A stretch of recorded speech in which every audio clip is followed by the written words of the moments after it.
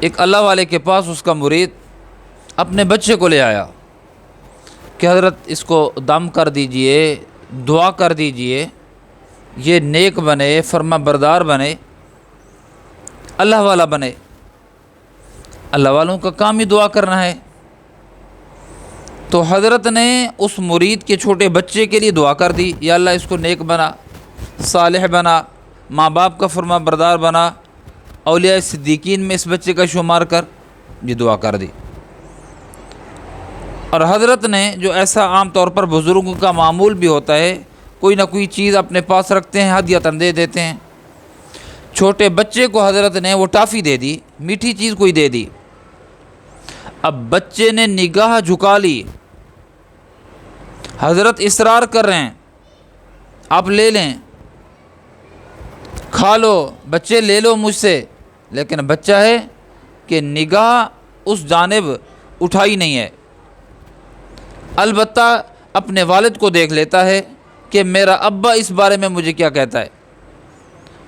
مرید اولاً خاموش رہا، حضرت کا اصرار ہوتا رہا، لے لو بچے لے لو، یہ میٹھی چیز ہے، بہترین چیز ہے، لذیذ چیز ہے، تجھے پسند آئے گی، اور تو اس کو پسند کرتا ہے میٹھی چیز کو۔ بچے عام طور پہ میٹھی چیز کو پسند کرتے ہیں، ٹافی وغیرہ کو۔ تو حضرت نے اصرار کیا، اس بچے نے نگاہ میٹھی چیز کی جانب اٹھا کر بھی نہیں دیکھی، اپنے ابا کی جانب دیکھتا تھا۔ جب حضرت کا اصرار بڑھا تو ابا نے کہہ دیا، بیٹا حضرت صاحب ہیں، اللہ والے ہیں، میرے پیر و مرشد ہیں، بار بار اصرار کر رہے ہیں، بس اللہ نے ان کے دل میں ڈالی ہے یہ بات، دے رہے ہیں، بس آپ اس کو لے لو۔ اس بچے نے ابا کو دیکھا، دل کے اندر شدید خواہش ہوگی اور ہوتی ہے، لیکن ابا کو جو دیکھا، ابا کی وجہ سے، کہنے کی وجہ سے لے لو، لے لیا۔ اگر ابا کہتا نہ لو، نہ لیتا۔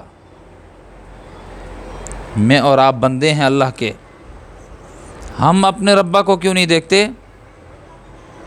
ہم اللہ کے منشے کو کیوں نہیں دیکھتے کہ میرے رب کا کیا حکم میری جانب متوجہ ہے، میرے رب کا منشا کیا ہے؟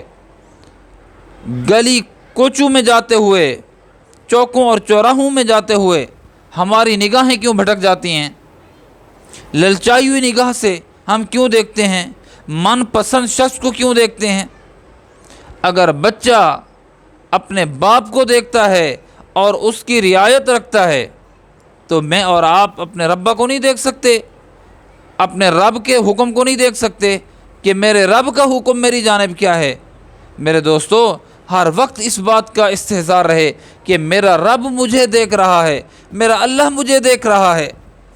اپنے نگاہوں کی حفاظت، اپنے دل کی حفاظت، اپنے دماغ کی حفاظت، اپنے کانوں کی حفاظت، اپنے پاؤں کی حفاظت، اپنی سوچ کی حفاظت، اپنے جسم کے ہر حصے کی حفاظت کرنا میرے اور آپ کے لیے ضروری ہے کہ میرے رب کی، میرے جسم کا کوئی حصہ اللہ کی رحمت متوجہ ہو، اللہ میری جانب متوجہ ہوں اور مجھے گناہوں میں مبتلا نہ پائیں۔ جب اللہ کے یقین آئے گا بندے کو کہ اللہ میری جانب متوجہ ہے، تو پھر یقین جانیے نگاہ غیر کی جانب نہیں اٹھے گی، نگاہ اللہ کی جانب اٹھے گی۔ چھوٹے بچے کی نگاہ ابا کی جانب تھی، اللہ کے بندوں کی نگاہ اس کے ربا کی جانب ہوگی۔